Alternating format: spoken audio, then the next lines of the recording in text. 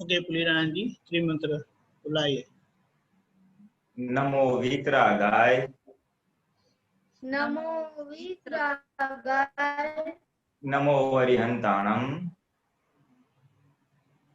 नमो अरिहंताणम, नमो सिद्धाणम, नमो सिद्धाणम, नमो आयरियाणम,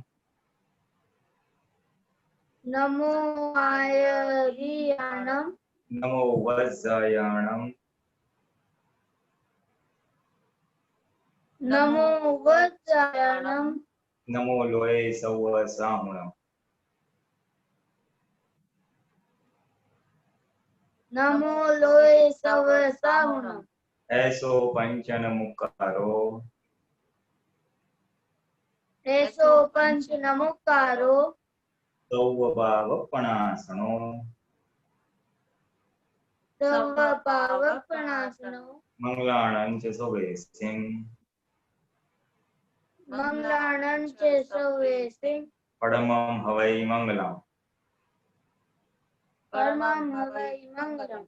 ओम नमो भगवते वासुदेवाय, ओम नमो भगवते वासुदेवाय, ओम नमः शिवाय, ओम नमः शिवाय, जय सच्चिदानंद।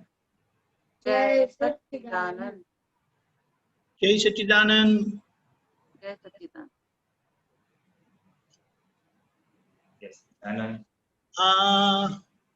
कोई प्रश्न है तो पूछिए। जी स्वामी जी मेरा एक प्रश्न है कि टकराव कैसे टाले?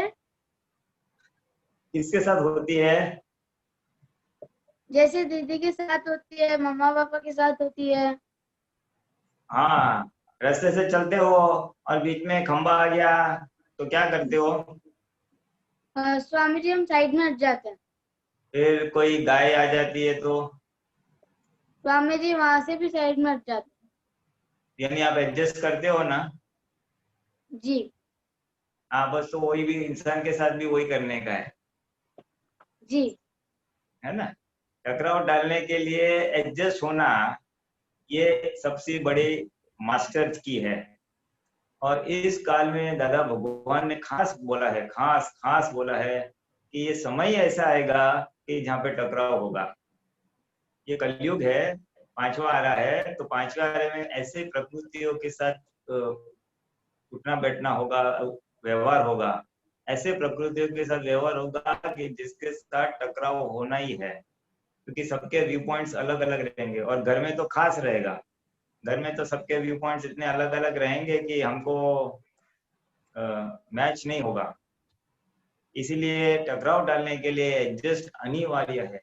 दादा भगवान भी पूरी जिंदगी सभी महात्माओं के साथ, सभी लोगों के साथ एडजस्ट करते हुए ही रहे।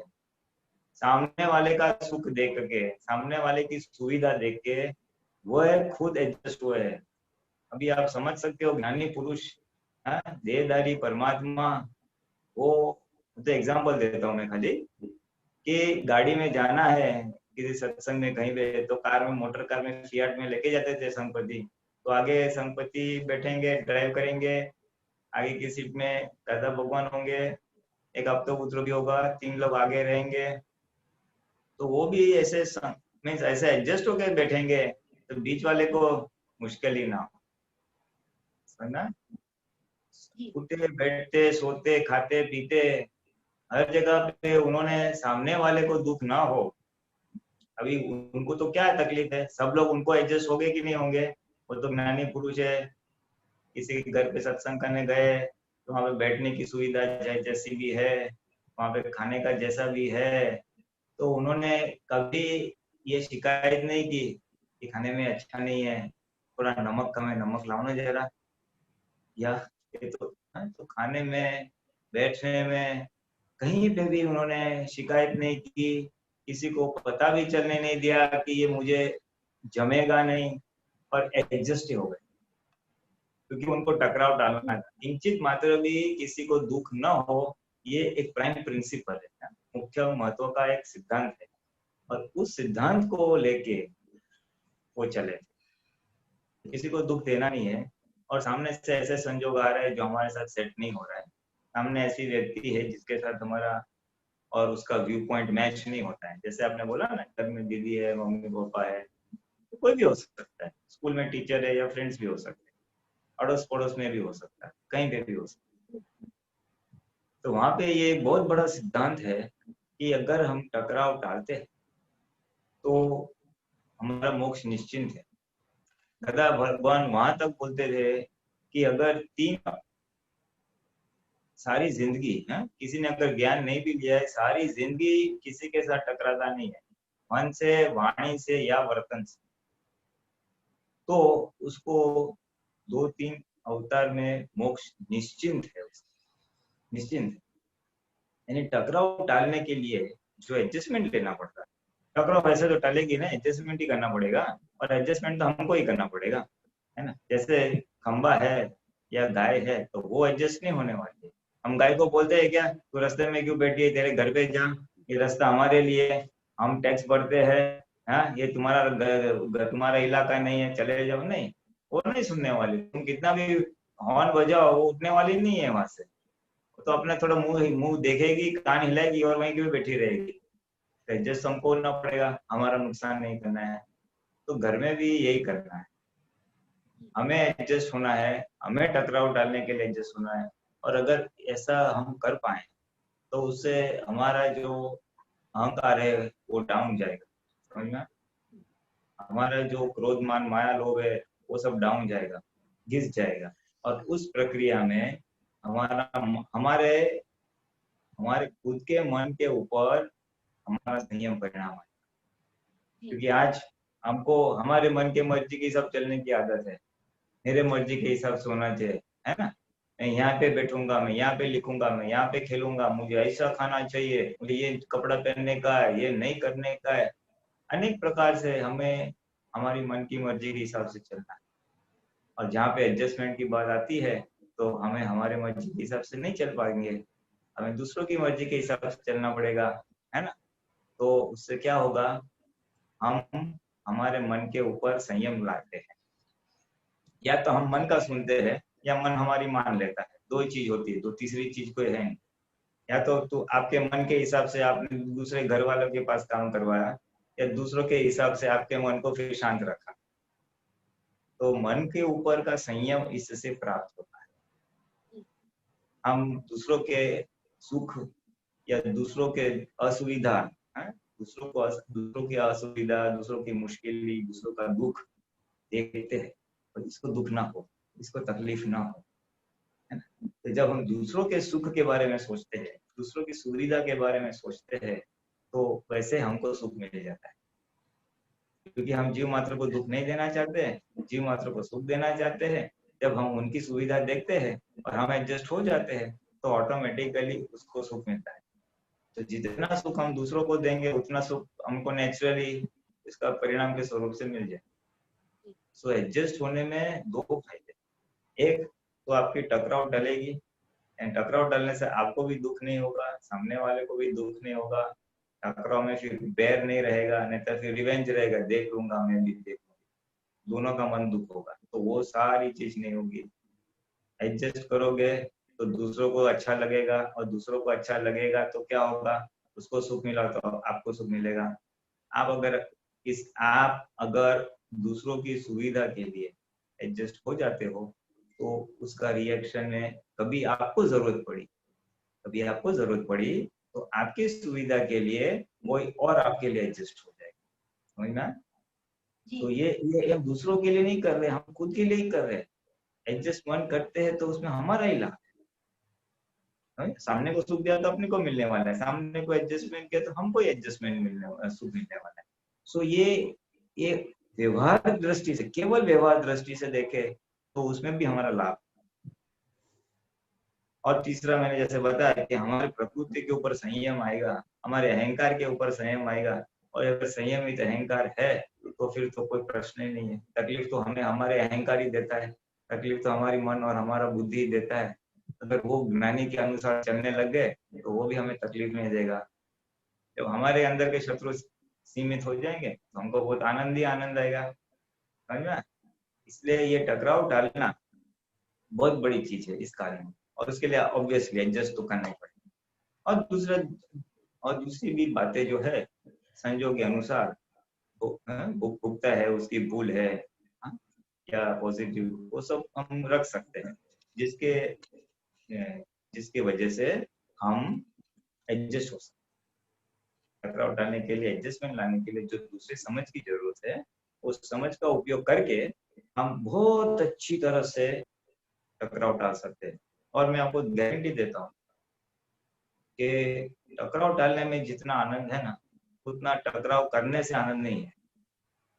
टकराव करने से आपकी मनमानी हो जाएगी, चलो एक आध बार, लेकिन अंदर मजा नहीं आएगा। सही बात। और इससे क्या होगा, मन की विशालता हो रही। आप बोल रहे थे ना कि मुझे जगत कल्याण का निमित्त बनने का है, तो जगत कल्याण का निमित्त बनने के लिए बड़ा मन चाहिए। बड़ा मन यानी मेरी चीज भी दूसरों को दूं। आदमी निस्वार्थ बनता है, स्वार्थ नहीं रहता है, मेरा सुख नहीं सोचता है, दूसरे का सुख देता है। तो कोई अपेक्षा से नहीं देता है, मैं इसको आज दूंगा तो वो कल मुझे रिटर्न में देगा, नहीं, कोई अपेक्षा नहीं, nothing in return, one sided देने का है। उसकी खुशी के लिए हम हमारी समय, हमारी शक्ति या हमारी कोई चीज वस्तु है, तो दूसरों की खुशी के लिए हम दे रहे हैं। जब दूसरों की खुशी के लिए तो विशाल मन चाहिए, जाओ आप लोग खुश हो, मुझे कुछ नहीं चाहिए। तो जगत कल्याण का निमित्त बनने के लिए हमारा मन भी खुला हो जाता है, ओपन हो जाता है ना। तो हम प्रेम स्वरूप हो जाते हैं। और जब दूसरों को हम प्रेम देते हैं तो हम ऑटोमेटिकली दूसरों का प्रेम संपादन करते हैं, है ना।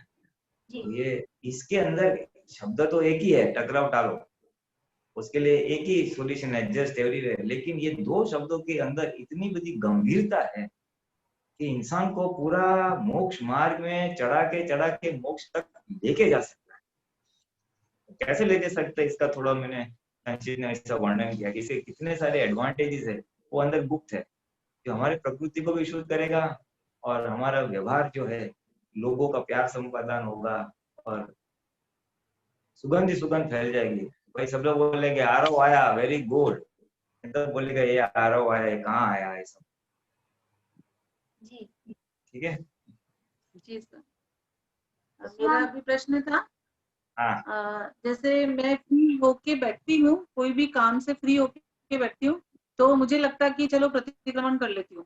फिर प्रतिक्रमण करती हूँ, फिर मन में आता है कि यार इससे तो सत्संग सुन लेती हूँ। 10 मिनट होता है सत्संग सुनते, फिर लगता है नहीं अपनी प्रकृति को देख लेती हूँ। फिर लगता है कि नहीं चलो दादा भगवान असीम जय जयकार कर लेती हूँ। मतलब ऐसा चलता रहता है, तो वो कोई भी सही नहीं हो पाता है। तो ये हाँ, क्यों होता है? उसमें ऐसा है, इसमें हमारा मन और इसमें हमारी बुद्धि काम करती है ना।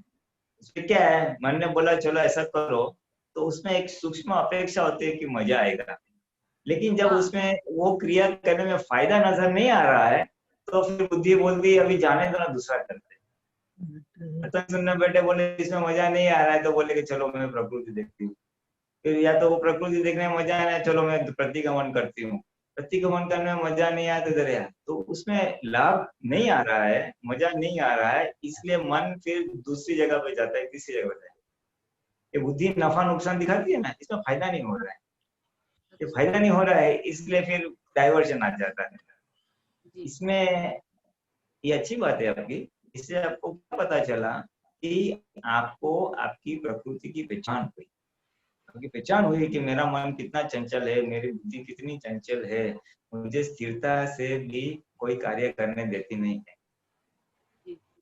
हाँ, तो उसका उपाय बस एक ही है, बोलने का, भाई चलो थोड़ा 5 मिनट रखते हैं, तो सोचो क्या करने का है, बोलो। पहले नंबर 1 को बोलने का, अनिता बहन क्या करने का, आप आराम से सोच के बोलो। फिर तो बोले कि चलो प्रतिक्रमण कर, तो फिर बोलने का 15 मिनट प्रतिक्रमण करना पड़ेगा, ज्यादा नहीं, मैं थोड़ा शॉर्ट बोलता हूँ। उस मन को बांध देने का और फिर वो विधि करके बैठ जाने का। फिर मन 5-10 मिनट बोलेगा नहीं मजा नहीं आया, चुप करने का ही है तेरे को, अभी देयर इज नो चॉइस। उसको मन को चुप करवा देने का, कैंसर, उसको बोलने का तेरी अभी चलने वाली नहीं है। 15 मिनट्स मीन 15 मिनट्स, जो भी आप नक्की करो, 20 मिनट्स नक्की करो, हाफ एन आवर नक्की करो, जो भी। और फिर वो बोलने का 10 मिनट के बाद अगर मन कंटाल जाता है, अभी मजा नहीं है दूसरा कर, तो उसको ना चुप, अभी 10 मिनट हुआ है और अभी 10 मिनट बाकी है, 20 मिनट्स का मैंने 20 मिनट का नक्की किया था। ऐसा मन को बांध देने का, ऐसा बाउंड्री में 20 मिनट्स तक तेरे को वहां से हिलने का नहीं है, और देखो उसमें बहुत फायदा होगा। मेरा अनुभव है, मैं खुद है।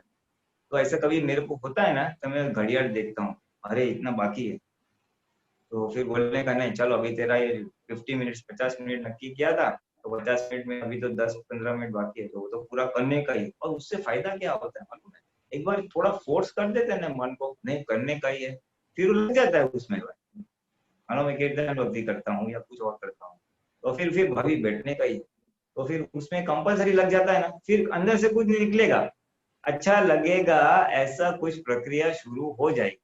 मानो प्रतिक्रमण करते तो चलो अभी करने का ही है, तो करने का ही। तो मन जो विरोध उठा रहा है, वो विरोध उठाने वाली बात निकल जाएगी। मन को बांधने वाली बात है ये जो है ना।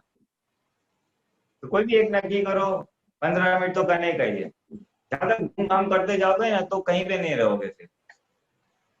सही बात। हाँ, मैक्सिमम उसको एक चेंज दे देने का। तो ऐसा करते करते है ना, आपको ऐसा है, ये भी जो है ना हमारा मशीन है, हमारा मन वचन काया, वो एक प्रकार का मशीन है। तो इस मशीन से हमें काम निकालने का है, आत्मा पक्ष का पुरुषार्थ करवाने का है इसके पास। तो प्रकृति है, तो प्रकृति की लाइक्स डिसलाइक्स तो रहेगी, प्रकृति को क्या अच्छा लगता है क्या अच्छा नहीं लगता वो रहने वाला ही है। इसलिए हमको समय संजोग के अनुसार, यानी कभी क्या है, हम अर्ली मॉर्निंग में थोड़ा ज्यादा फ्रेश होते हैं, दोपहर को शायद थोड़ा थक गए हो रहे हैं, या सुबह दिन थोड़ा रेस्ट ले लिया 3-4 बजे तो हम थोड़ा ज्यादा फ्रेश होते हैं। रात को पूरा दिन का काम किया तो इतने फ्रेशनेस नहीं रहती है, यानी शरीर और मन की इतनी वो शक्ति नहीं रहती है कंसंट्रेशन की। तो उस समय पे जब शरीर में एनर्जी लेवल जो भी है, हमारी शरीर की जागृति की लेवल और एनर्जी लेवल है, उसके अनुसार पुरुषार्थ चूज करने का। अभी थोड़ा तो बहुत टायर्ड है, हल्का फुल्का पुरुषार्थ करते तो फिर अपना पद गाओ या कीर्तन भक्ति बोलो तो लाइट है थोड़ा सा। एकदम फिर प्रतिगमन करने का, डीप एकदम प्रायश्चित करने का तो जरा ज्यादा कंसंट्रेशन चाहिए। या पढ़ा आप तो वाणी या कुछ किताब पढ़नी है तो थोड़ा कंसंट्रेशन थोड़ा ज्यादा चाहिए ना।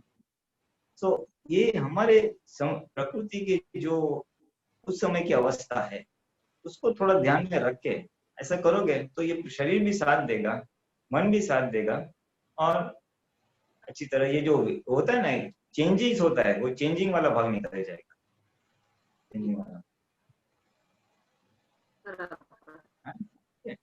ठीक है। और बुद्धि के लिए ऐसा बोल सकते हैं कि दादा शक्ति दो कि मुझे अबुद्ध दशा, आपके जैसे अबुद्ध दशा प्राप्त हो, मेरा मन बुद्धि आपके वश। हाँ, बार बार बोल सकते हैं जब लगे। हाँ जरूर, ये तो बहुत अच्छी बात है, ये तो दिन में कभी भी करने जैसी बात है। जरा स्पेयर टाइम मिला ना, 2 मिनट 5 मिनट या जो भी मिला, तो हम ये इवन वो 2-4 जो है ना चरण विधि के वाक्य दोहरा सकते हैं कि मेरा मन और बुद्धि आपके वश करते रहो। वैसे आपके केस में तो ज्यादा वो प्रॉब्लम नहीं है, क्योंकि आपका मन और बुद्धि महज अंश तक टू अ लार्ज एक्सटेंट सत्संग के उसके में है। आप फ्री रहोगे तो पिक्चर नहीं देखने वाली हो या व्हाट्सएप नहीं करने वाली हो, you know, you are not going to waste your time. आप आत्मा का ही कुछ जो भी है हमारे पास ऑप्शंस, उसी में से सिलेक्ट करने वाले। यानी आपका मन आज, जो मैं थोड़ा ये सत्संग के माहौल के हिसाब से बोल रहा हूँ, तो आपका मन आज बाहर संसार में भटकता नहीं है कि मैं शॉपिंग करने जाऊं, अब शॉपिंग तो पॉसिबल ही नहीं है, लेकिन मैं संसार में नहीं भटकता है आपका। सी आपका है तो आत्मा की ओर, सो उतना है।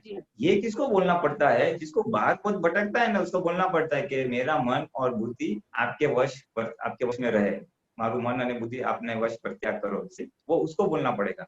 अभी आपका तो है, तो उसमें आप बोल सकते हैं, उसमें मानना नहीं है तो आपके दादा के अनुसार, लेकिन स्थिरता चाहिए। हाँ, दादा आपका जैसा, हाँ। और अबूत की बात जो आपने बताई वो बिल्कुल सही है कि हम अवश्य मांग सकते हैं कि दादा आपकी जैसी अबूत दशा प्राप्त हो। मेरा अल्टीमेट गोल आपकी जैसी अबूत दशा। अबूत दशा यानी क्या है कि पहले जो आज है ना, आज हमारी पोजीशन कैसी है, आज हमारी बुद्धि जो हम लेके आए हैं वो विपरीत बुद्धि लेके आए। विपरीत यानी संसार में नफा नुकसान बताने वाली बुद्धि। बुद्धि का एक फंक्शन है नफा या नुकसान बताना, बस एक ही चीज, दो ही चीज बताएगी, क्या प्रॉफिट है, क्या लॉस है, क्या फायदा है, क्या नुकसान है। तो जो संसार का नफा नुकसान दिखाती है वो विपरीत बुद्धि है, उसे विपरीत बुद्धि कहते हैं। जी तो अभी सत्संग सुनते सुनते अभी हमारी बुद्धि आहिस्ता आहिस्ता सम्यक हो रही है। सम्यक बुद्धि यानी जो बुद्धि आत्मा का नफा नुकसान बताए या मोक्ष के पक्ष का नफा या नुकसान बताए। बैठे बोलेंगे चलो मैं थोड़ा पेपर पढ़ूं या सत्संग सुनूं, तो बोलेंगे नहीं सत्संग सुनो, वो मोक्ष में जाने के लिए फायदा करेगा। तो मोक्ष की ओर का नफा नुकसान बनाने वाली जो बुद्धि है उसको सम्यक बुद्धि है। जी तो अभी हमारी ये सत्संग के परिचय से, 5 आज्ञा के परिचय से हमारी बुद्धि आहिस्ता आहिस्ता सम्यक हो रही है और आपकी मैं अंश तक हो गई है कि आपको ऑटोमेटिकली भाई मैं कुछ आत्मा का कुछ करूं ऐसा ही विचार है। और फिर आगे की स्टेज में जैसे जैसे हमारी जागृति बढ़ती जाएगी वैसे वैसे हम बुद्धि के प्रभाव में नहीं आएंगे। बुद्धि के प्रभाव में नहीं आना यानी बुद्धि बताएगी तो सही ऐसा हो गया, ऐसा बराबर नहीं हुआ, इमीडिएटली नहीं व्यवस्थित है या अकर्ता है, जो भी यथा योग्य ज्ञान है वो वहां पे हाजिर हो जाएगा। और बुद्धि के जो प्रकाश में उसने जो बताया, बुद्धि ने जो बताया हम बताएगी जरूर लेकिन उसकी स्वीकृति नहीं होगी। दूसरे शब्दों में बुद्धि बताएगी जरूर, हमें उसकी असर नहीं होगी। समझना? हाँ, तो फर्स्ट स्टेज में बुद्धि थोड़ी सम्यक होते जाएगी, फिर बुद्धि की असर नहीं होगी, हमको बताई जाएगी, हमको असर नहीं होगी, हम खाली जानेंगे बुद्धि ने बताया लेकिन हम स्वीकार करते नहीं है।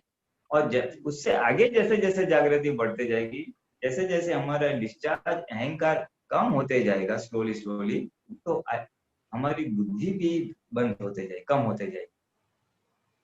अबुद्ध दशा यानी जीरो अहंकार है ना, ऑलमोस्ट जीरो बोल सकते हैं।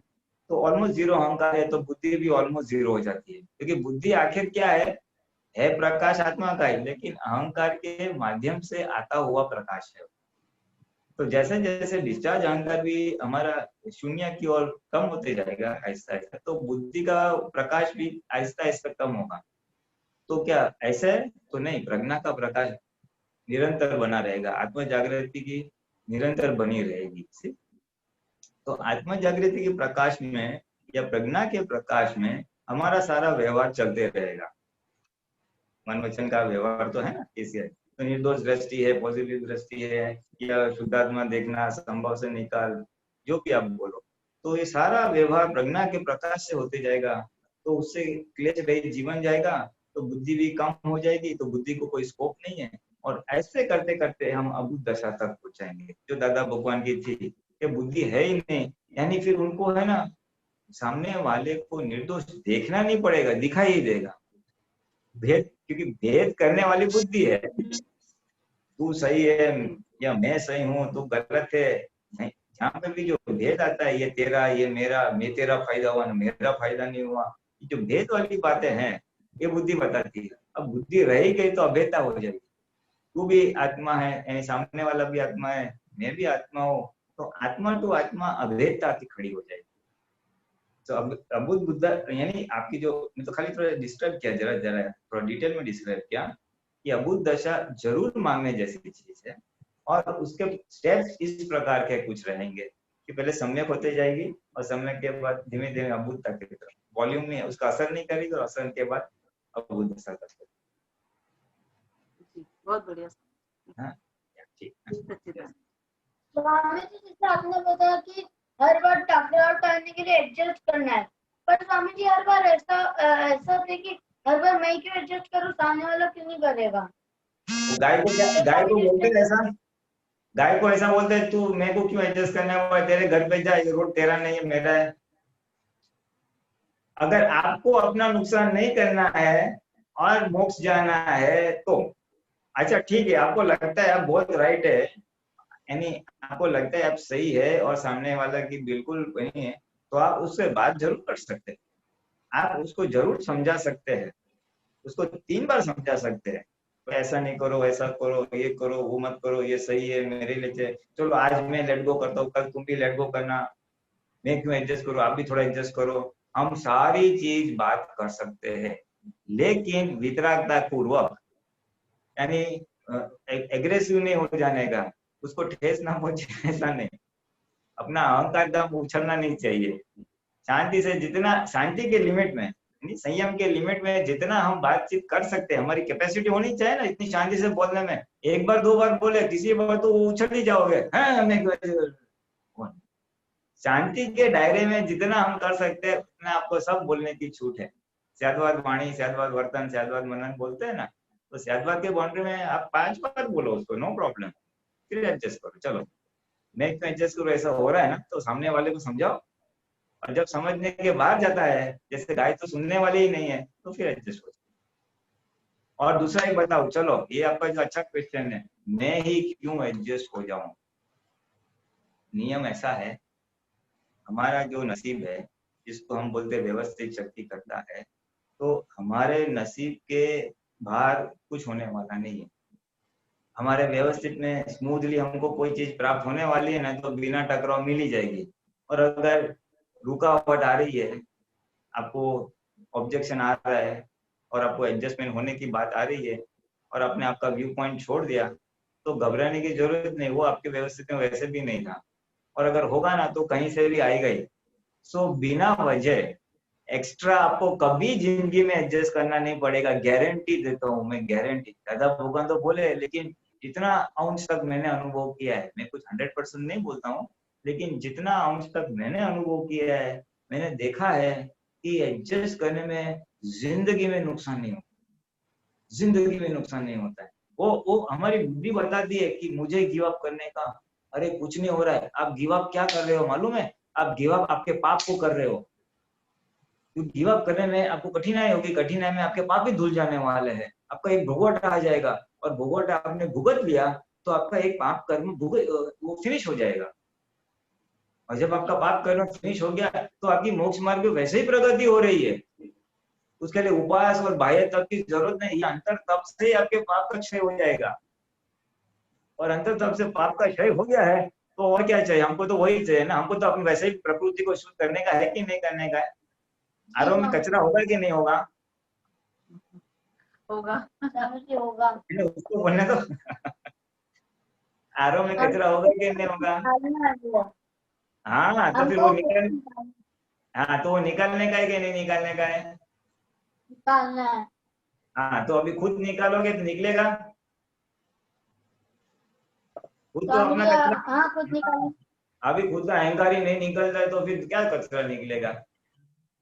वो तो कोई दूसरा निकाल देगा ना तो निकलेगा, ऐसा है। खुद के बाल हम काट नहीं सकते बराबर, वो नाई के पास जाके तो फट अच्छा शेप में काट के देगा वो। तो कोई और अपना बाल काट के दे रहा है, वो मीन्स बाल काटने वाली बात हुई। और कोई यानी दूसरा कोई हमारी कमजोरियां निकाल रहा है, हमारा कचरा हमारे लिए निकाल रहा है, तो अपना तो फायदा ही हो गया ना। आपको नहाने की थोड़ी कष्ट है, अगर कोई आपको नहला रहा है तो अपना और शरीर का मैल निकाल रहा है, तो अपने को तो बैठे बैठे फायदा ही है कि नहीं? तो इस नजरिए से अगर आप देखो, इस नजरिए से देखोगे कि वो सामने वाला का बहुत बहुत उपकार, ये मेरे अंदर का कचरा निकाल रही है या निकाल रहा है, मेरे अंदर का क्रोध निकाल रहा है, मेरा अहंकार निकाल रहा है, मेरी बुद्धि निकाल रहा है, तो बहुत अच्छा है। उसको तो थैंक यू बोलने का, फ्री ऑफ चार्ज निकाल रहा है। वो बाल काटने के तो पैसा लेता है, तो फ्री ऑफ चार्ज काट रही है। इसलिए आज जहाँ पे भी एडजस्ट करना पड़ना तो उसको बोलना थैंक यू, मेरा कचरा, अंदर मन में बोलने का, मुंह पे नहीं बोलने का, पूरा हो जाएगा। अंदर मन में बोलने का, मन में बोलने का थैंक यू, मेरा कचरा निकल रहा है, मेरा मोक्ष मार्ग में प्रगति हो रही है, मैं तो नेक्स्ट अवतार सिमंदर स्वामी के पास महाविद्य से तो जाने वाला हूँ। अंदर से दुआ देने की उसकी एडजस्टमेंट होने में जिंदगी में नुकसान नहीं होगा। मेरे से ये लिख के दे, मेरा तो नहीं है तो वचन दादा भगवान का, लेकिन मैंने अनुभव जितना भी किया उसके हिसाब से। जी बहुत बढ़िया। तो मुझे आपका आशीर्वाद रहे कि मैं सारे टकराव कर जाए और मैं एडजस्ट कर पाऊँ। हाँ कर पाओगे। जाओ कभी अटक गए ना तो दादा भगवान को याद करना, हाँ दादा भगवान आपने बोला था एडजस्ट करिए, मुझे एडजस्ट करने की शक्ति दे, तो देखो जवाब करके एडजस्टमेंट हो जाएगा। जी जी जय सच्चिदानंद। जय जय सच्चिदानंद। Bridge bridge Kumar ji.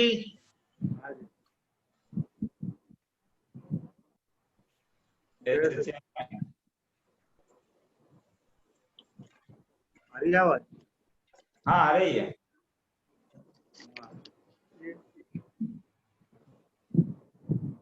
जिसका तंत तांता गया वो हो गया वीतराग।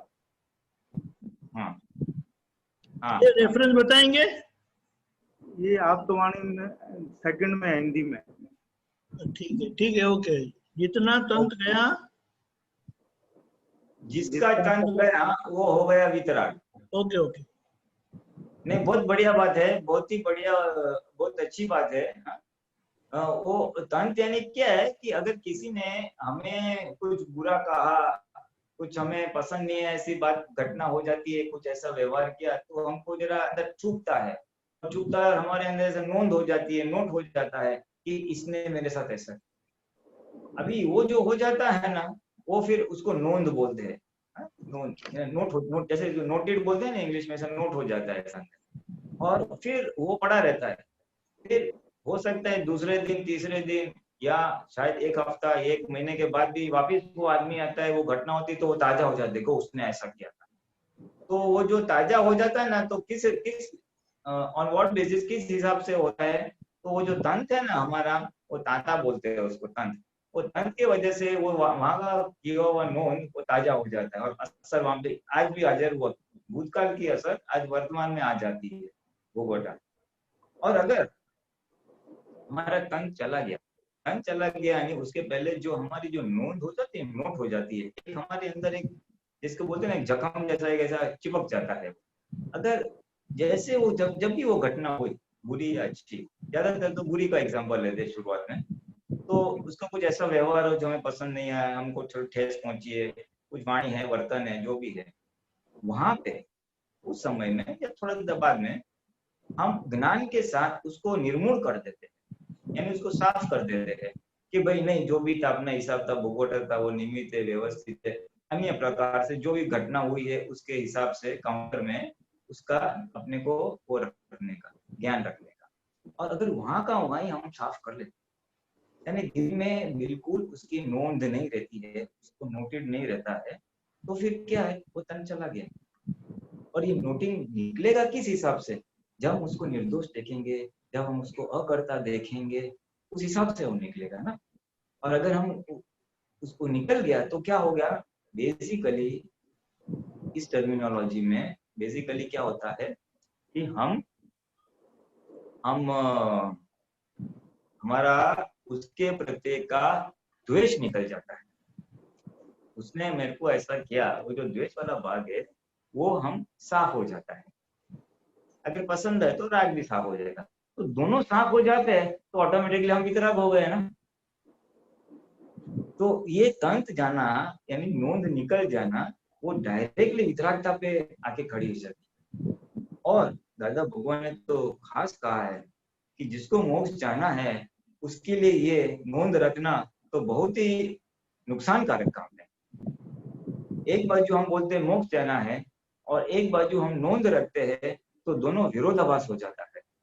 क्योंकि नोंद रखना या तंत्र रहना बेसिकली क्या है, वो संसार का एक पक्षी हुआ ना, मैंने संसार का ही पकड़ के रखा ना, उसने ऐसा किया था, तो वो आत्मा को हमने नहीं पकड़ा है, हमने उसका कभी किसी का शुद्धात्मा देखा है तो याद रखते कि उस दिन मैंने उसका शुद्धात्मा देखा था। आत्मा का हम कभी नहीं रखते। जो भी अटकता है, जिसको बोले हमने गले में अटक गया है, वो तो व्यवहार का ही होता है। और बोले अगर आपका व्यवहार का अटका हुआ है इधर, और तो वो संसार का अटका हुआ है, वो पुद्गल का अटका हुआ है ना। तो अगर पुद्गल में हम अटके हुए हैं और हम बोलते हैं हमें पुद्गल से छूटना है, पुद्गल का अटका हुआ है और हम बोलते हैं हमें मोक्ष जाना है, तो दोनों विरोधाभास हो गए ना, कॉन्ट्राडिक्टरी हो गया। तो बोले एक बाजू मोक्ष जाना है तो पुद्गल छोड़ने का है, तेरा खुद का पुद्गल छोड़ने का, तो दूसरों के पुद्गल का वजन दिमाग में लेके कहाँ घूम रहा है ना। यही उसका जो व्यवहार हो गया है। हाँ, वो बोझा हम हमारे सर पे लेके घूमते हैं, व्यर्थ का बोझा लेके घूमते हैं। वो ऐसा करता है, उसने ऐसा क्या, ये है वो है, दादा अनवांटेड गार्बेज हम लेके घूमते हैं। और बोलते संसार छोड़ने का है। अरे संसार को पकड़ के रखा है। दादा तो वहां तक बोला नॉन लेगा ना तो महात्मा है कि नॉन महात्मा है, जिसे ज्ञान लिया है या ज्ञान नहीं लिया है, दोनों में कोई फर्क ही नहीं है। यानी महात्मा पद की तो पूरी डिवैल्यूएशन हो जाती है वहां पे।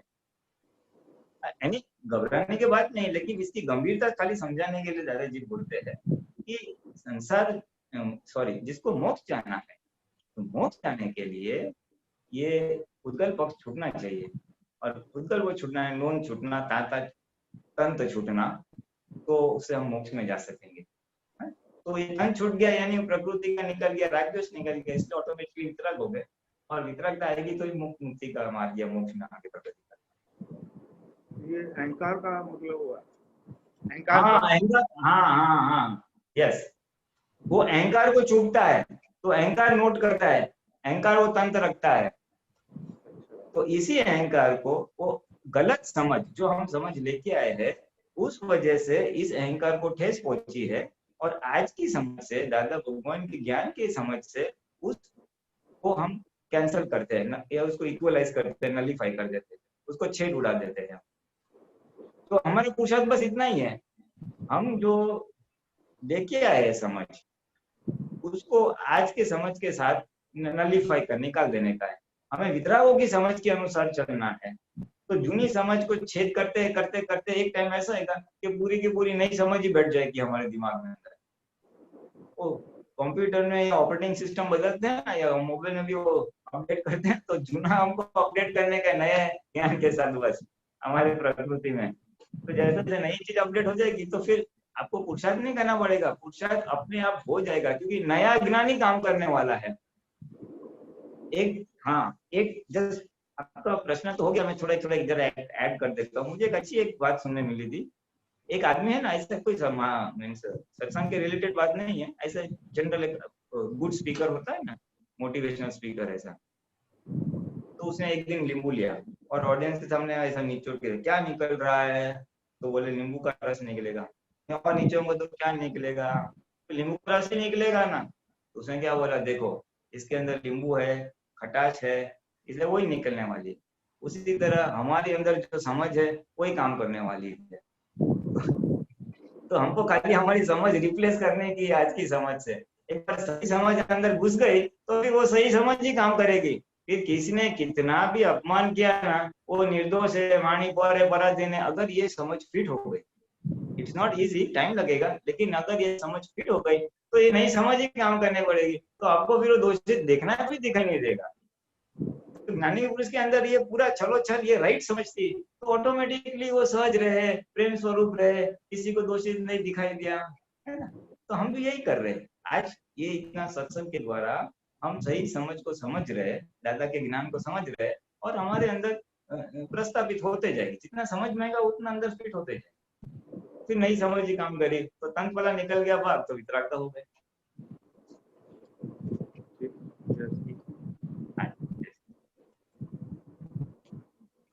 जय सच्चिदानंद। हरीश भाई जोशी। जय सच्चिदानंद। पुरीनंद जी। हाँ जय सच्चिदानंद। हाँ जी। तो दादा बोलते हैं कि मेरा इफेक्टिव वर्ड्स अगर समझ जाए तो मोक्ष ही है वो। हाँ, मेरा इफेक्टिव शब्द जो समझ जाए तो मोक्ष है। हाँ, तो इसको समझने का है। हाँ जी, हाँ जी। हाँ, तो इफेक्टिव यानी क्या कहना चाहते हैं, ये मन वचन काया इफेक्टिव है। यानी एक तो उसको असर होती है, और दूसरा ये इटसेल्फ एक इफेक्ट है। यानी जो मैंने कॉजेस डाले हुए हैं, पिछले अवतार में जो बीज डाले हैं, और पुण्य के हिसाब से उसका आज परिणाम आया है। मैंने क्या बीज डाले थे कि मुझे ऐसा शरीर चाहिए, मुझे ऐसे फैमिली चाहिए, मुझे ऐसे इनकम चाहिए, या मुझे नौकरी धंधा या धर्म आत्मा, अनेक अनेक प्रकार से हमने कॉजेस डाले थे। तो उस प्रकार से आज सारी इफेक्ट आ रही है। बराबर। आज जो मेरे साथ हो रहा है, आज जो मन वचन का हम लेके आए, या जो मेरे साथ घटना हो भी रही है, वो परिणाम है। वो परिणाम है, इसका जिम्मेदार मैं खुद ही हूँ। बराबर।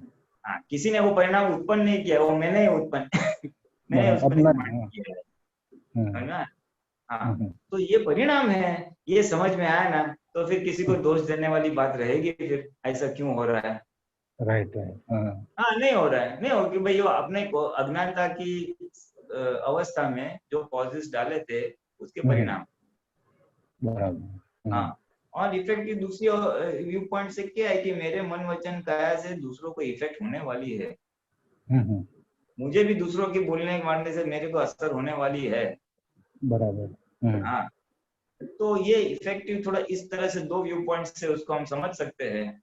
तो समझ में आया ना एक बार के इफेक्ट ही है, एक कॉजेज की इफेक्ट है, तो फिर कहीं भी बोलने की जरूरत ही नहीं है। तो पिछले अज्ञानता की कॉज की है, अभी इफेक्ट को खाली समाप्त कर दो, समाप्त कर दो यानी एग्जॉस्ट करो, कर्म की भाषा में उसको निर्जरा भी बोल दो, लेकिन इस तरह से निर्जरा करो कि किसी को दुख ना हो। और ये निर्जरा करते समय हम कुछ कर्म कैरी फॉरवर्ड नहीं करते आगे अपना, इधर ही पूरा कर देते, राग का भी भुगतान पूरा कर देते, द्वेष का भी भुगतान पूरा कर देते हैं, और फिर हिसाब किताब कर्मों का जितना खत्म हो गया, कर्म जितने क्षय हो गए तो मोक्ष चले जाएंगे। बराबर हाँ, राइट। एक दूसरा ऐसा है कि हाँ, ये तो खत्म हो गया बराबर। इगोइज्म वो अब दर्शन को आकर रहा है इगोइज्म। हाँ, इगोइज्म यानी क्या, मैं नामधारी हूँ, मैं नामधारी हूँ। हाँ, बराबर है ना। हाँ, ये जो रॉन्ग बिलीफ है उसको इगोइज्म कहते हैं या अहंकार भी कहते हैं। अभी जब तक ये रहेगा कि मैं नाम पुलिन आनंद हूँ, तो तब तक क्या होगा, मैं करता हूँ और मैं कर सकता हूँ, और मैं खुद करता बन गया तो ऑटोमेटिकली मुझे सामने वाला भी करता नजर में आएगा। उसने ऐसा क्यों किया, उसको समझना चाहिए ना क्या है। तो क्या ये जो मेरी समझ है उसको आवरण आ गया कि कौन सी समझ के वास्तव में वो स्वतंत्र करता नहीं है, तो इसलिए वो समझ के ऊपर आवरण आ जाता है, वो आंतरता यानी एक कवरिंग कर देता है, वो ब्लॉक कर देता है वो। जब तक मैं हूँ तो दूसरा क्या होगा, इंद्रिय सुख में ही सुख है ऐसा आरोपण हो जाएगा। तो ये आरोपण हो जाएगा तो फिर आत्मा की ओर मुझे जाने में कुछ मोटिवेशन ही नहीं रहेगा, कुछ प्रेरणा ही नहीं रहेगी कि आत्मा जाना चाहिए, मोक्ष जाना चाहिए, बस यही अच्छा खाए पियो मजा करो। तो ये जो आत्मा की ओर जाना है, मोक्ष की ओर जाना है, उसके वो विजन ही खुला नहीं होगा, उस तरफ की मेरी दृष्टि ही नहीं खुली हो जाएगी उसी। तो वो अहंकारी मुझे फिर वो आकर देता है, दर्शन खुलता नहीं है। दर्शन तो बहुत बड़ी बात है, और हमारा तो इतने अवतारों से मार खा खा खा के ये दर्शन खुला हुआ है। क्या मार खाया कि संसार में सुख कहीं पे भी नहीं है, सुख तो आत्मा में ही है, आत्मा जानने जैसा है। कोई आत्मज्ञानी पुरुष मिले तो अच्छा है, मैं त्याग तो नहीं कर सकता हूँ, लेकिन संसार में लेके कुछ मोक्ष मार्ग मिले तो अच्छा है। ऐसे हम निष्कर्ष पे पहुंचे हैं, अनंत अवतार के मार खा के, देवगति का सुख भोगा, मनुष्य का सुख भोगा, जानवर का दुख भोगा, सारे प्रकार के सुख और दुख भुगतने के बाद ये नतीजे पे पहुंचे। बहुत अवतार लगते हैं यहाँ तक पहुंचते पहुंचते। तो क्या हुआ, शुद्ध होते गया, हमको राइट और रॉन्ग की यथार्थ समझ मिली, समझ आ गई। राइट। तो दर्शन को समझ, वो जितना दर्शन खुला हो ना वो तो बहुत बड़ी बात है। दर्शन खुला होते होते केवल दर्शन, सही बात है। ये डिस्चार्ज भी जो हमारा इगोइज्म है, अभी महात्माओं के लिए हम ऐसा बोल सकते हैं, डिस्चार्ज में जो इगोइज्म है तो डिस्चार्ज में थोड़ा ब्लॉक करेगा पुरुषार्थ करने में, और अगर जिसके बाद आत्मा दृष्टि नहीं है तो उसको तो पूरा ही ब्लॉक करेगा। सही है, बराबर। जय सच्चिदानंद। हाँ, जैसे जय सच्चिदानंद। काजलबेन मोरबी। जय सच्चिदानंद। हाँ, जय सच्चिदानंद। हाँ, मैं वो दादा भगवान का आप तो सूत्र है ना कि सुख है वो देह का विटामिन है और दुख है वो आत्मा का विटामिन है। हाँ हाँ, तो मेरे को कभी कितनी बार ऐसा अनुभव हुआ है कि जब अपने को अच्छा संयोग नहीं आता, अपने का बिल्कुल दुख जैसा लगता है, तो आप हम दादा दादा करते हैं और आज्ञा का पालन करना चाहते हो, सभी सभी दादा ने जो बताया, जो याद आता है वो अपने काजल करने लगते हैं। पर तभी मुझे ये प्रश्न उभा होता है कि क्या ऐसा करना सही है?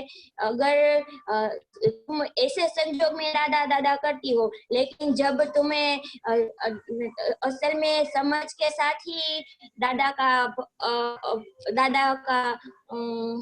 आज्ञा पालन करना है, दादा ने जो किया वो सब कुछ करना है, तो जो मुझे बताती है वो क्या बुद्धि ऐसा बताती है कि ऐसा? बुद्धि तो मुझे ऐसा लगता है बुद्धि तो ऐसा बता नहीं सकती, वो तो संसार का बताती है, तो इसमें कौन बताता है? नहीं, अच्छा प्रश्न है आपका, इट्स वेरी गुड। ये बिल्कुल सही है। आप आमतौर पे ऐसा ही होता है कि मुश्किलें आती है तो हम दादा के पास जाते हैं, मुश्किलें नहीं आती है तो हम संसार के भौतिक सुख में उसमें आनंद रहते हैं, तन्मयकार रहते हैं, अच्छा लगता है ना। तभी दादा बहुत कुछ याद भी नहीं आते हैं जरूरत ही नहीं है, मजा है जरूरत। तो फिर जरूरत ही नहीं है ना। देखो, हर जीव को सुख चाहिए। अनादि से हम भौतिक सुख के आदी है, पांच इंद्रियों के सुख है या लक्ष्मी संपत्ति के सुख को हम यूज टू है, इसलिए हमको सुख तो चाहिए। अभी होता क्या है, जब व्यवहार में दुख आता है और व्यवहार में हमारे पास समझ है, उसके उपाय करने के बावजूद भी दुख जाता नहीं है, तब जाके हम भगवान को याद करके या दादा को याद करके, दादा अभी रास्ता बताओ। इसलिए हमने दादा को याद किया, दादा का जो भी उपाय किया, विधि की, प्रतिक्रमण किया, कीर्तन भक्ति जो भी किया, उससे क्या होगा, वो दुख मेरा कम हो जाएगा। तो ये दादा का जितना भी ज्ञान आपने उपयोग किया, जो भी आपने पुरुषार्थ किया, आपके खाली संसार के दुख को कम करने के लिए ही उपयोग किया है। इसलिए वो क्या है कि दुख कम हो गया तो फिर बाद में उसकी जरूरत नहीं है। वो क्या है कि मेरा पंखा बिगड़ गया है या नल खराब हो गया है तो प्लम्बर को बुलाएंगे, पंखा खराब इलेक्ट्रिशियन को बुलाएंगे, वो हो गया तो फिर उसको हम छोड़ देते हैं। तो दादा का ज्ञान भी हमने कड़िया प्लम्बर जैसा उपयोग किया है तो वो छूट ही जाने वाला है। हमने दादा को मोक्ष जाने के लिए कभी उपयोग नहीं किया है। हमने दादा का ज्ञान मेरे अंदर का सुख बढ़े इसके लिए अप्लाई यूज वापरा नहीं है। हाँ, इसीलिए ये ऐसा होता है कि जब मुश्किलें आती है तो दादा याद आते हैं, सब काम बराबर होता है, और फिर जब मुश्किल खत्म होती है दादा छूट जाते हैं, क्योंकि हमने उसका उपयोग ही दुख को हटाने के लिए किया है। हमने आत्म सुख बढ़ाने के लिए, मेरे को मोक्ष जाने का है, मेरे को सामने वाला निर्दोष देखना ही चाहिए, मेरे मन वचन काया से उसको दुख होना ही नहीं चाहिए, ऐसा कोई ध्येय बनाया नहीं। मेरे को सुख चाहिए बस। लेकिन दूसरों को मैं दुख नहीं दूंगी, दूसरों को मैं सुख दूंगी। मुझे मोक्ष जाना है, अभी राग और द्वेष दोनों से छूटना है, ऐसा डिसीजन स्ट्रॉन्ग नहीं हुआ है लेकिन मजबूत नहीं हुआ है। तो ये जैसे जैसे मजबूत हो जाएगा, अभी मुझे किसी को दुख नहीं देना है, अभी आत्मा में रहना है कि अभी दादा भगवान को कैसा आत्मा और शरीर अलग रहते थे, दादा भगवान कैसा वितराग रहते थे, मुझे वैसा होने का है। ऐसा जैसे जैसे आपके अंदर नक्की होते जाएगा, डिसीजन आते जाएगा, तो और वो ध्येय आपका बनेगा, और वो ध्येय पूरा करने के लिए दादा का ज्ञान यूज करोगे, दादा की आज्ञा का यूज करोगे, तो फिर आपका वो दादा हर समय आपके साथ रहेगा। फिर सुख के समय में भी वो आपके साथ रहेगा, क्योंकि सुख के समय आपको मालूम है कि ये पुण्य का उदय है, लेकिन किसी को दुख नहीं देने का है मुझे। मुझे स्वार्थ नहीं करने का है, मुझे कपट नहीं करने का है, ये आपके लक्ष्य में रहेगा, क्योंकि आपको मोक्ष जाना है, आपको अंदर का सुख बढ़ाने का है, ये आपका ध्येय है। और जब आपका ये ध्येय है और उसके लिए जब आप ज्ञान वापरोगे ना, तो फिर ये ज्ञान हरदम आपके साथ रहेगा, भले व्यवहार से दुख हो या व्यवहार से सुख हो, क्योंकि आपका ज्ञान वापरने का उद्देश्य, ज्ञान वापरने का ध्येय अलग हो गया है। आज ज्ञान खाली भौतिक दुख को हटाने के लिए वापरा है। अगर हाँ। ज्ञान हमारे आत्म सुख बढ़ाने के लिए, आत्म जागृति बढ़ाने के लिए, आदर्श व्यवहार करने के लिए, चलो आत्म सुख बाजुए रखो, खाली व्यवहार भी आदर्श करने का नक्की करो। जैसे वो आरव ने बोला ना, हाँ ये टकराव टालनी है। हाँ हाँ, तो वो कितनी बड़ी बात है। शब्द तो दो ही है, टकराव टालो, लेकिन उसके अंदर तो ओ पूरा वितराग मार्ग समा गया, ऐसा मैं बोल सकता हूँ।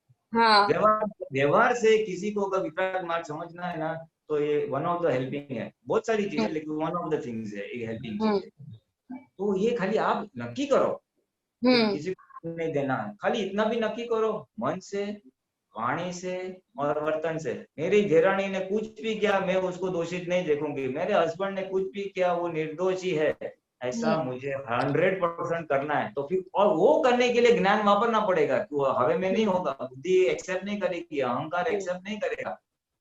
और वो करने के लिए जब ज्ञान वापरोगे ना, तो ज्ञान हमेशा के लिए आपके अंदर परिणाम पा जाएगा।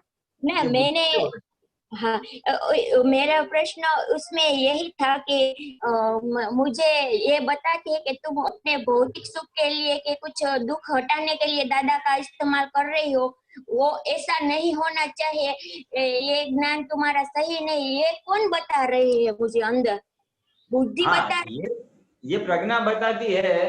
प्रज्ञा ये जो, हाँ, प्रज्ञा बताती है। ये प्रज्ञा, ये सम्यक बुद्धि भी बोल सकते हैं। वो सम्यक बुद्धि बता रही है, तू ये कर रही है, लेकिन ये ज्ञान का पूरा उपयोग नहीं कर रही है। हाँ, ज्ञान का बहुत 1% 2% उपयोग किया है। ज्ञान तो इतना विशाल है ना कि हमारे अंदर का सुख ऐसे ही बढ़ जावे।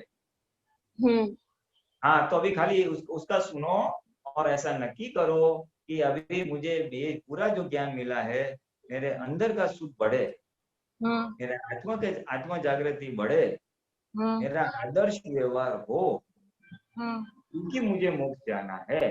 मैंने मुझे नक्कीपना में ऐसा तुमने अब बताता है, तुमने अभी बताया है, पर मेरा नक्की ऐसा होता है कि मुझे अपनी फाइल नंबर 1 से ही छूटना है, क्योंकि मुझे परेशान वही ज्यादा करती है, ऐसा लगता है मेरा। उसमें इसमें पुरुषार्थ आगे बढ़े कैसे, ये अपने फाइल नंबर 1 से ही अलग रहे, इसमें क्या करना चाहिए? क्योंकि मुझे बहुत फाइल नंबर 1 के साथ रहना भारी हो रहा है। नहीं, फाइल नंबर 1 को है ना, उसके पहली बात उसके साथ बातचीत करो। भाई काजल, तू ऐसा क्यों करती है? ऐसा नहीं करने का, दादा का ज्ञान मिला है, अभी क्या संसार में पकड़ लेके बैठी है, छोड़ने भाई तू। पहली बात तो उससे बातचीत करो। कभी बातचीत करने में मुश्किल ही होती है, अकेले है ना, तो आईने में जाके उसके साथ बातचीत करो, तो ऐसे दिखनी चाहिए, सामने दिखनी चाहिए, तो बात करने को इजी रहेगा। हाँ, फिर अगर उससे फिर भी सुनती नहीं है, 2 बार 3 बार बोला, तो फिर उसको डांटने का। बच्चे को डांटते हैं ना वैसा। हाँ, तो उसे भी फाइल नंबर 1 से छुटकारा मिल जाएगा। फिर तीसरा, फाइल नंबर 1 को मजा नहीं आता है ना, तो ये दादा का विधि है या कीर्तन भक्ति है, वो उसके पास से करवाने का।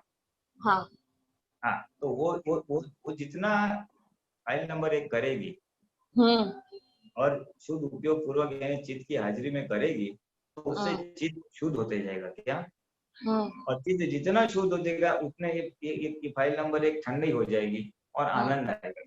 वो पहला एक मिनट, फाइल नंबर 1 जो आज परेशान करती है ना, तो वो परेशान नहीं करेगी, वो शांत हो जाएगी। क्योंकि ये परेशान इसलिए करती है कि उसको है ना बस 5 इंद्रिय का सुख ही चाहिए, इधर से सुख मिले, उधर से सुख मिले, यहाँ जाऊं वहां जाऊं, और वो नहीं मिलता है तो बुमा बुम कर देती है और आपको परेशानी हो जाती है। तो उसको शांत करने का है, उसको सुख देने का है, तो ऐसा वितराग सुख दो। ये वितराग, हाँ, ये सुख ऐसा है कि शुभ परमाणु अंदर आएंगे, वितरागता उत्पन्न होगी, उसको इस प्रकार का सुख दो। उसको इंद्रिय का सुख मत दो। मुझे आज मूड नहीं आ रहा है तो 2-4 मिठाई खाली फटाक करके, नहीं, मूड नहीं आ रहा है, मैंने पिक्चर देख लिया, तो चक्षु इंद्रिय, स्वादेंद्रिय, कान, वो कर्णेंद्रिय, वो कान वान का सुख देने का, उसको वितरागता का सुख देने का। तो वो वितरागता का सुख मिलेगी, तो भी आपकी प्रकृति फाइल नंबर 1 शांत हो जाएगी। और आप जो बोल रहे हैं ना, मेरी फाइल नंबर 1 परेशान करती है, तो यही फाइल नंबर 1 आपको परेशान नहीं करेगी, ऐसा मैं कहता हूँ। आपने बताया वो बहुत सही बात है कि उसको वो चाहिए, उसको वो चाहिए, उसको ये चाहिए, इसीलिए वो परेशान कर रही है। वो बात बहुत ही सही है। अरे वो तो दादा भगवान की असीम कृपा कि दादा भगवान ने पूरे प्रकृति का विज्ञान भी ओपन अप किया। आत्मा के तो बहुत सारी बात बताई, लेकिन प्रकृति की बताई कि अनंत अवतार से हम 5 इंद्रिय के सुख में से सुख लेने के इतने आदि है, और वो सुख प्राप्त करने के लिए कपट करेंगे, ये करेंगे, वो करेंगे, और बस फिर उसमें रचे पचे रहते हैं। उसमें कुछ रुकावट आई तो फिर धमाल धमाल हो जाएगी। तो अभी उसको आजकल उसको वितरागों का सुख देने का, वितरागों की समझ देने की, उसको बोलने का एक मास्टर की दे देता हूँ लास्ट। एक लास्ट पर के आजल फाइल नंबर 1 को बोलने का, तेरे को सुख चाहिए ना, तू दूसरों को सुख देना चालू कर दे। दूसरों को सुख देना है, ऑब्लाइज करो, 2 प्यार के अच्छे शब्द, मीठे शब्द भी किसी को बोल सकते हैं। माँ जी जरा डिप्रेस हो गई, कोई बोलने माँ जी कैसा है, आपको कुछ काम है तो मैं करना, किसी का कुछ काम करके आओ, बाजार में गई है तो आते जाते हैं। काया से सुख दो, वाणी से सुख दो, कुछ नहीं हो तो अपने मन से सुख दो, भाई इसका कल्याण हो, इसका कल्याण। खाली बैठ के मैं चलो दे दो 10 मिनट के लिए एक दिन प्रयोग करो, 10 मिनट के लिए बैठे बैठे सब लोगों को याद करो, जितने लोग हैं, और खास जिसके साथ जमता नहीं है, इसका कल्याण हो, इसका भला हो, इसका कल्याण हो, इसका भला हो। ऐसा 10 मिनट के लिए आप जितने चेहरे याद करके ना ऐसा करो, देखो आपको सुख अंदर से चालू हो जाएगा। ये मन से दूसरों को सुख दिया, वाणी से दुख देख सकते हैं, और वर्तन यानी काया से भी सुख दे सकते हैं। दूसरों को सुख देना चालू करो, यही काजल आपको बहुत अच्छी लगेगी, जाओ। लेकिन उसमें अटकना नहीं है, मैंने बीच वाला रास्ता बताया, बाद में मोक्ष तो जाने का ही है। काजल से भी जुड़ना, फाइल नंबर 1 से भी जुड़ने का है, लेकिन इंटीरियर ये बीच वाला रखा है। परेशान हो गई है ना फाइल नंबर 1 से, तो उसको थोड़ा रिपेयर करने का रास्ता दिखा है, बाद में तो उससे भी छूटने का है। जय सच्चिदानंद। जय सच्चिदानंद। हेमा बहन, न्यू जर्सी।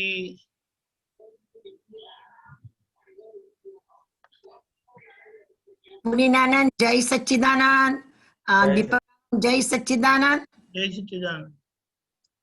મારો પ્રશ્ન છે, આપણે ઉજાગર દશા આપણે રાતના હોય અને એમાં શુદ્ધાત્માથી ની જર્ની શરૂ થઈ, દાદાએ શુદ્ધાત્માની જર્ની શરૂ કરાવડાઈ અને છેક પરમાત્મા સુધી પહોંચવાનું છે, એ બેની વચ્ચે એ જે દેખાય છે જોવાપણું, જ્ઞાતા દ્રષ્ટાપણું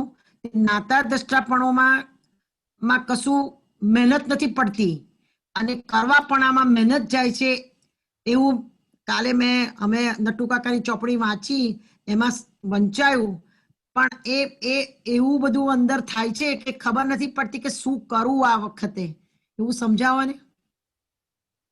એવું છે ને, જ્ઞાતા દ્રષ્ટા રહેવું એ નક્કી કરવું, અને પછી થોડોક નાના નાના મિની પ્રયોગ કરવા પડે. મિની પ્રયોગ એટલે કે 10 મિનિટ માટે આજે એમાં તમે જે બોલશો એને હું ખાલી સાંભળીશ, પોતાની વાણી પર વોચ રાખવો ફોર એક્ઝામ્પલ. પછી જરાક ટાઈમ કાઢીને 10 મિનિટ અંતસ્કરણ શું કરે છે, મન ક્યાં શું વિચાર કરે, ચિત્ત ક્યાં ભટકે છે, એને હું જોઈશ. એટલે એવું નાનું નાનું ચાલુ કરાય આપણાથી. એટલે એ આપણી ફાઇલ નંબર 1 જ્ઞાતા દ્રષ્ટા ઇસેન્શિયલી ફાઇલ નંબર 1 ના જ કરવાનું છે આપણે. એટલામાં અંતસ્કરણ અને બાહ્યકરણ બે આવી જાય, એટલે ચાલુ આવી જ ના કરાય ધીમે ધીમે. અને એ જે જ્ઞાતા દ્રષ્ટા છે ને, मुनिनानंद जी प्लीज हिंदी। हाँ सॉरी हाँ जरा वो हाँ, तो ज्ञाता दृष्टा ऐसा है कि वो इट इज अ रिजल्ट। अरे वो ज्ञाता दृष्टा एक जागृति का परिणाम है। जैसे जैसे हमारी आत्मा जागृति बढ़ेगी, उसका रिजल्ट ज्ञाता दृष्टा आएगा। तो rather than focus straight away on ज्ञाता दृष्टा, we should focus on how to increase the जागृति। और जागृति कभी इंक्रीज होगी जब ये डिस्चार्ज मोह और डिस्चार्ज कषाय कम हो गए। I tell you this is all talk in air, ये सब हवे वाली बात है।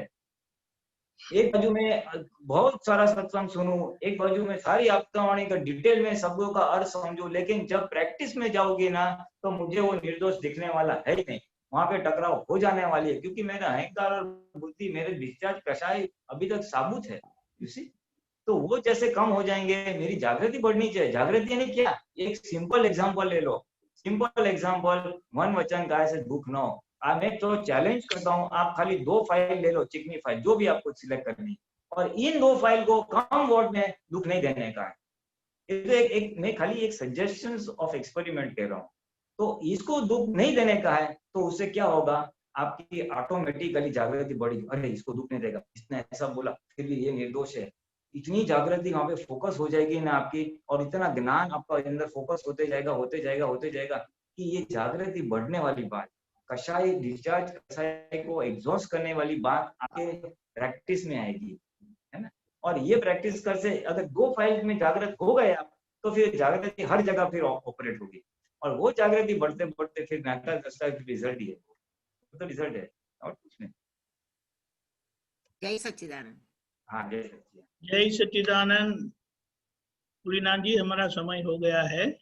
ओके, पृथ्वी मंत्र बुलाए। हेमा बेन, आप फॉलो करिएगा। नमो वितरागाय, नमो वितरागाय, नमो अरिहंताणम, नमो अरिहंताणम, नमो सिद्धाणम, नमो सिद्धाणम, नमो आर्यरियाणम, नमो आर्यरियाणम, नमो वज्जायाणम, नमो वत्सायाणम, नमो लोये सवसामणम, नमो लोये सव्वसावणम, ऐसो पंचन मुकारो, ऐसो पंचनमुक्कारो, सौभावपणासणो, सव्वपावपणासणो, मंगलाणं च सवेसिं, मंगलाणं च सव्येसि, परमं हवै मंगलम्। परमं हवै मंगलम्। ओम नमो भगवते वासुदेवाय, ओम नमो भगवते वासुदेवाय, ओम नमः शिवाय, ओम नमः शिवाय। जय सच्चिदानंद। जय सच्चिदानंद, जय सच्चिदानंद।